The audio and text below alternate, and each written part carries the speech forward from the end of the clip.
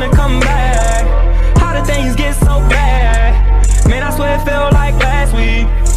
What is good, you guys? My name is We're back on a reaction video for today. For today, guys, we're going to be reacting to Dating My Friend's Ex anime story by Young Don, the Sauce God. You know what I'm saying? The Sauce God. You know what I'm saying? But seriously, you're dating your friend's ex? Why would you do that? You're dumbass. Any of you, you know things was gonna happen. Things were gonna pop off. You just couldn't help yourself. You just couldn't help your panties, huh? Anywho, let's get right into the video. Smash that like button and let's No, she says, slow down, cowboy. So I'm like, huh? Raggy? all right, I see how it is. So we chill some more, and then eventually we head back to the car. But as we were walking back, I take her by the hand, I put her up against the wall, and I go in for the kiss. Which, at that point, she obliged. But as my lips touched hers, somewhere off in the distance, the sound of a sledgehammer beating on the foundation of my relationship with my boy could be heard. But I didn't hear it. My mind was too focused on other things. You're screwed. You were about to die for real. Bros before hoes. The unwritten. Thank you. Something that you clearly did not know about. Face ass. But sacred code of ethics that governs all relationships between men everywhere. This fool and made it basically boils down to saying, never put a woman before the broski. Because women come and women go. But a good bro will hold you down until the day he dies. Or at least until the day a woman manages to trick him into giving her rights to half his pretty much the same thing if you ask me. Now, although most of us know the rule, most of us also break it at some point or another. Especially when you just start dating, man. Oh boy. You remember the first girl you fell in love with? Ain't nothing like it, man. That girl can do no wrong in the beginning. Your very first love, man, something special. I thought I was gonna marry the first girl I fell in love with. She was gonna have my babies. She would never need for anything. I would have killed a man for this girl. And ain't she fine, boy? Your boys might not think she's all that. Boy, what are you showing us? Rihanna. Not even Rihanna can touch her, my G. She could have the flattest booty in the world. To you, it couldn't be any better. Because you love her, you got on rose-colored glasses. But eventually, inevitably, the bullshit starts. The arguments come, the honeymoon phase wears off, and before you know it, both of you have had enough, and things fall apart. And when they do, who's gonna be there to help you put the pieces back together? Your brothers. And don't get me wrong, they're gonna give you for flaking on them for a chick, but more times than not, they forgive you for your disloyal ways and welcome you back with open arms, while being first in line to join that bitch campaign that you just started. But sometimes you can go too far, man. Sometimes your disloyalty to a bro over a girl can be so egregious that forgiveness is simply not on the table. I know this because I have experienced this firsthand.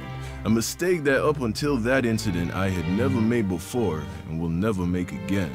An incident that I will tell you. What music is this, Mozart? Now, this story takes place around late September of 2017. This was a little time after that one baddie from Tinder ghosted me for what at the time I thought was no reason. I now know exactly why she ghosted me, but that's a topic for another video. Comment down below if you want me to make that video. Anyway, if you watched my How Tinder Made Me Famous video, you'd know that after she ghosted me, I turned the pain from the rejection into rocket fuel, motivating me to put out a video a week for 3 months straight while having a full-time job. And that since then I have never been able to do again. But because of this almost superhuman work ethic I was able to pull off in 90 days, gosh, 400, 4,000, 5,000. And I was gaining thousands of subscribers a day. But everything comes to the price. Crazy. I had no social life. I went from the house to the gym to my job, and back to the house. For 3 months, nothing else mattered. So for 3 months, I didn't talk to a single girl. And as a young, healthy Jamaican man, eventually those inner demons start to surface, and the desire to go back on the hunt began to flood my body. So at the time, I had a good friend who I was very close to, and I shared with him how I was feeling. He would then suggest that I consider going out with a girl we'll call Jane. Now, at first, I was like, what? Because Jane was my friend's ex-girlfriend, but she was an ex from high school, and he had just graduated college. He was in a long-term happy relationship with a girl that he thought he'd marry one day, so he assured me that I had absolutely nothing to worry about. She was like, what? Are you saying that the friend actually said that you can go and date my ex-girlfriend from high school? He allowed this? Yo, your friend needs to get cut off real quick.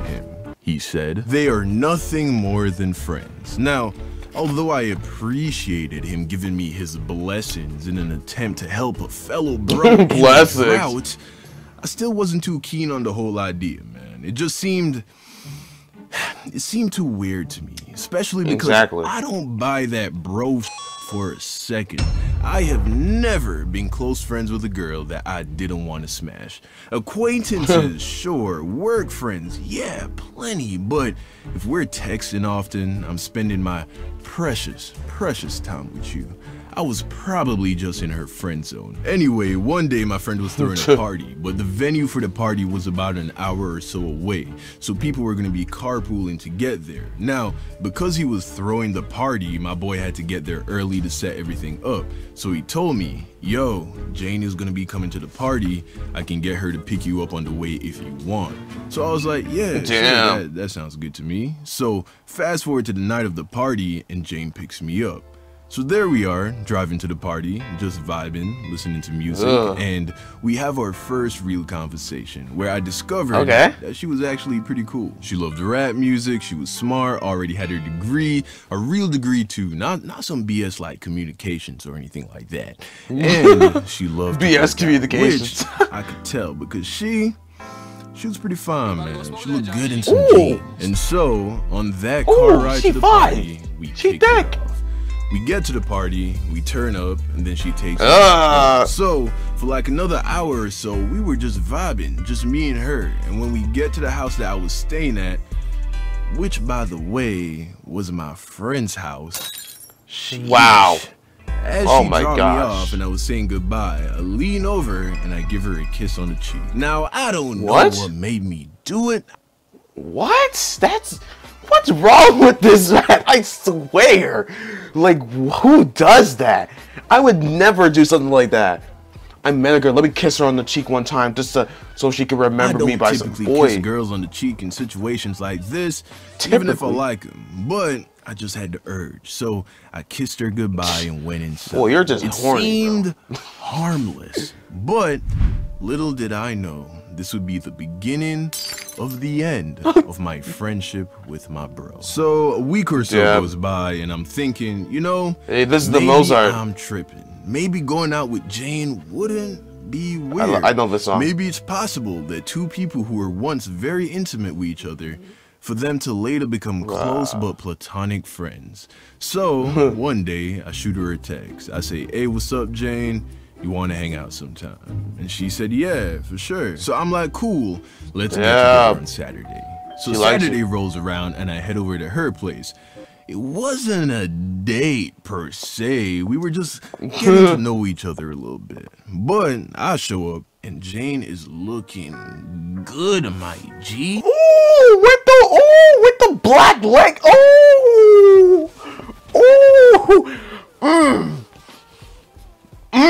She ends up taking me to this like amusement park place that I hadn't been to, and we just had a good time. By the end of the evening, we end up chilling on the beach. So there we are, under the stars, the waves crashing. Man, I wish I could experience this, but I'm too ugly. Ocean breeze rolling over our faces, straight out of a movie, my G. And of course, she ain't bring a sweater, so we get all cuddled up to keep each other warm. and inevitably, your boy tries to make a move. But Ugh. no, she says, slow down, cowboy. So I'm like, what? Huh? Ragged? What? All right, I see how it is. So we chill some more, and then eventually we head back to the car. But as we're walking back, I take her by the hand, I put her up against the wall, and I go in for the kiss, which, at that point, she obliged. But as my lips touched hers, somewhere off in the distance, what happened? The sound of a sledgehammer beating on the foundation of my relationship with my boy could be heard. But I didn't hear it. My mind was too focused on other things. So we get back to her place. I spent a little time talking with her family, which her people were cool, man. Her mom and dad, they were geniuses. Like, literal geniuses. They were scientists. Really? That's what they did. I didn't even know that was like a real They're thing. scientists. People, you know, like, you think of scientists, you think of white coats and like bottles, flasks, glass containers with like weird liquids, and they mix it, and that's literally what they did for a living. And they were funny, man. And her mom, she liked my videos. At least that's what she said at the time. She might feel differently now, but we'll get to that later. So I'm like, yo, what did you do? This actually might be cool. So soon after, her mom goes upstairs, and now it's just me and Jane on the couch. Wild 'N Out is playing on the TV, and let's just say we picked up where we left off by the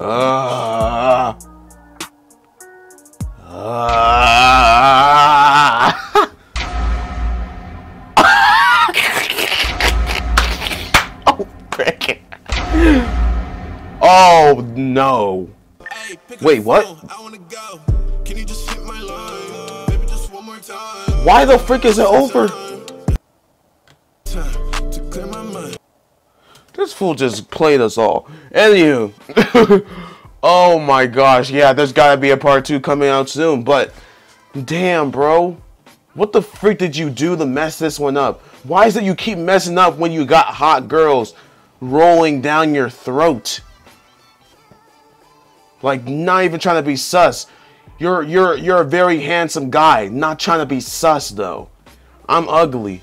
He's a pretty good looking, not trying to be sus though in any way, shape, or form. Calm down. How the frick do you mess this up? I need to freaking know. But smash that like button, comment down below your opinions.